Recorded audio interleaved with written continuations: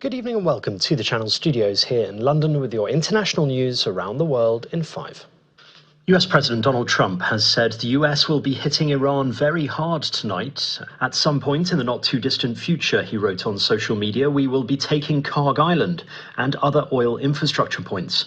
It comes after the US and Iran exchanged strikes across the Middle East for a second consecutive day, further straining a shaky ceasefire agreed between the two countries in April. Oh, I love it. The numbers were great. You know what I really love? I love the inflation. Meanwhile, Democrats have reacted with anger after Donald Trump said he loved the inflation, after official figures showed that US prices rose last month at their fastest rate for 3 years. Bureau of Labour Statistics figures for May showed that prices had gone up 4.2% over the previous 12 months. The rate of increase from 3.8% in April was driven by rising energy costs in the wake of the US-Israel war in Iran. But he promised the rising prices would come down like a rock when the war with Iran was over, something that is looking increasingly less likely to happen anytime soon. Yeah, it was sort of an extraordinary statement, but I also think we have to put this into context. Donald Trump believes there's no affordability crisis in the United States of America. He's called it a hoax. Donald Trump has directly said he doesn't care about the personal finances of the American people. 3 Indian sailors who were reported missing have been killed after the US military struck a tanker in the Gulf of Oman. The ship came under attack on Wednesday after the US military accused it of not complying with directions from American forces. There were 24 Indian crewmen on board, of which 21 were arrested. In a post on social media, the Indian shipping minister called the incident deeply unfortunate, adding that the bodies of the 3 men would be brought back soon. Following the strike, the Indian government had summoned the deputy head of the US mission in Delhi. A court in Thailand has found 2 men guilty of carrying out the country's worst ever terrorist attack and sentenced them to death. The 2 men, both from China's Uyghur minority, were convicted of planning and detonating a powerful bomb on the evening of the 17th of August 2015 next to a shrine in central Bangkok that is popular with foreign tourists. 20 people were killed and more than 120 were injured. However, flaws in the police investigation and in the 10-year-long trial of the 2 men, who both pleaded not guilty, have left questions hanging over the verdict.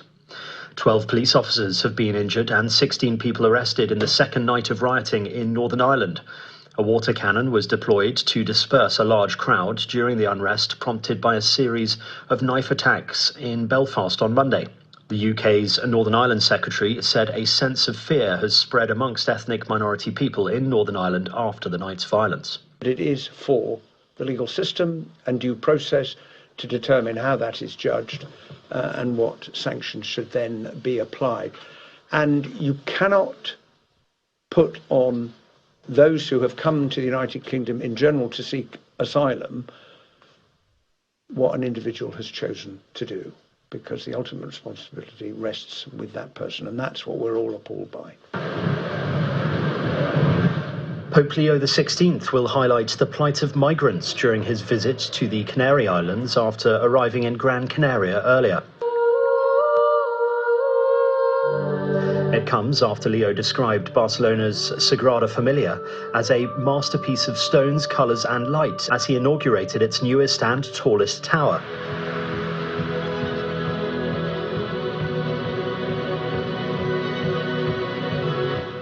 An amazing fireworks display was the climax to his visit to the iconic basilica, which also marked 100 years since the death of its architect, Antoni Gaudi.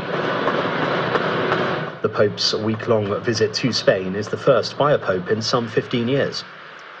And the 23rd edition of the FIFA World Cup has kicked off with Mexico taking on South Africa in Mexico City. The tournament will be jointly hosted by Canada, Mexico and the United States.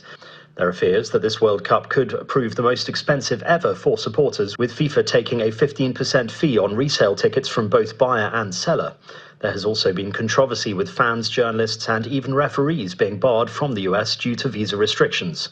The finals will take place on July the 19th at the MetLife Stadium in New Jersey. And that's your international news around the world in 5. Now back to the Channel Studios in Lagos.